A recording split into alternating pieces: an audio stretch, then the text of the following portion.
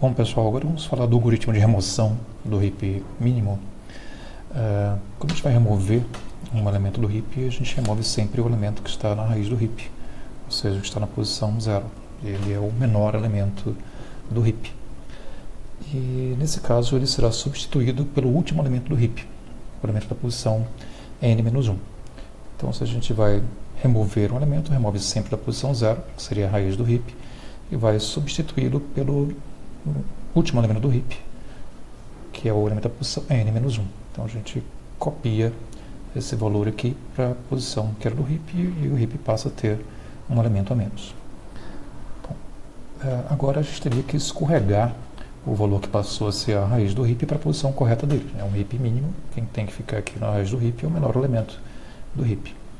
Então a gente vai verificar se 67 é menor ou igual ao menor dos seus filhos, que é o 12, nesse caso não é, então teria que trocar o 67 com o 12.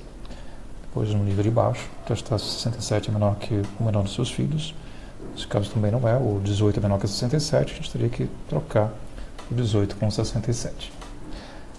Bom, agora vamos tentar explicar esses passos aqui na função heap_min, que é a função que remove o menor elemento do heap e devolve o seu valor. E, obviamente, reconstrói o heap. Então, a função recebe o vetor, que representa o heap, o tamanho do vetor, que é passado... tamanho do vetor não, na verdade, o número de elementos do heap, que é passado por referência, porque ele vai ser modificado. Nós vamos ilustrar o algoritmo para esse vetor, que é um vetor de tamanho 8, que é o mesmo vetor que eu usei na explicação do algoritmo de remoção. Então, n é igual a 8, aqui nesse caso. Bom, o primeiro teste que a gente faz aqui é se o n é igual a 1. Se o heap tem apenas um elemento, então esse elemento obviamente é o menor do heap. E a gente decrementaria o valor de n, o n era 1, passa a ser 0 e devolve o elemento à posição 0 do vetor, ou seja, a raiz do heap. Bom, aqui no nosso caso, n é igual a 8, então esse if é falso. Passaria aqui para a declaração das variáveis i e j, i foi inicializado com 0, que é a posição do elemento raiz, e j é igual a 1, que é a posição do seu filho esquerdo. Bom, depois a gente declara as variáveis menor, x e d, menor inicializado com o elemento da posição 0 do heap, que é o menor elemento do heap, né? Seria, nesse caso, o 6, então o menor passa a ser 6. Eu atribuo ao elemento da posição 0 na sequência o último elemento do heap, então faço a índice 0 igual ao elemento da posição n-1, né? Subtraio 1 de n aqui, n era 8, passa a ser 7, o elemento da posição 7 do vetor é o 67, que vai para a posição 0.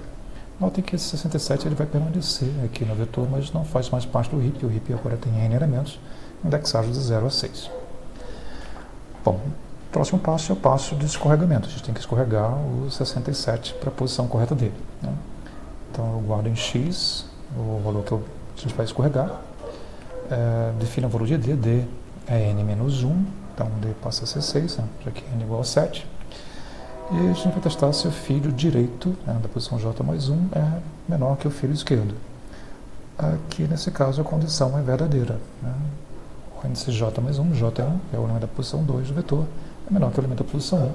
Então a gente vai somar um valor de j, o j passa a ser 2. Bom, agora a gente tem que entrar naquele laço que escorrega o elemento da posição correta dele. Testo se o 67, né, que é o valor de x, né? Na verdade eu testo se o índice j, né, que é o 12, que é menor do que x, que é o valor que a gente está escorregando. A condição é verdadeira, então eu vou jogar o 12 lá para a raiz, então 12 vem aqui para a posição 0 do vetor, e aí a gente tem que atualizar os valores de j, o i passa a ser o valor de j, então o i passa a ser 2, e o j vai apontar para o filho esquerdo do elemento da posição 2 do vetor, o filho esquerdo do 12, que é o 94, que está na posição 5. Então o j passa a ser 5.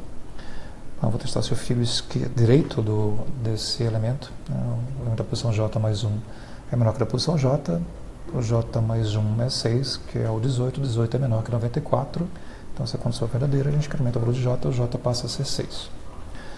Bom, chegando no final do passo, vai testar se o 67, né, a gente está testando com x, então eu testo se o índice j é menor do que x, o meu j ainda é menor ou igual a d, né, j é 6, d também é 6, então 18 é menor do que 67, condição é verdadeira, Então a gente copia para a posição I, para a posição 2, o valor da posição J, que nesse caso é o 6.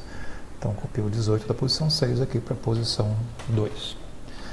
Bom, a gente vai atualizar o valor de I, o I passa a ser J, então I é 6. Vou determinar quem seria o filho esquerdo desse valor da posição 6, que não existe, o elemento da posição 6 é uma folha. Então J passaria a ser 13 nesse caso, 2 vezes J mais 1 daria 13. Bom, aí esse if aqui é falso, J não é menor do que D, né? J é 13, D é 6. Chega no final do laço, essa condição aqui também é falsa, J não é menor ou igual a D. A gente sai do laço e atribui a posição I, o I é 2, o valor de x é 67, então eu copio o 67 aqui para a posição 6 e finalmente o algoritmo devolve o valor de menor a 6, que era o elemento que estava na raiz do heap.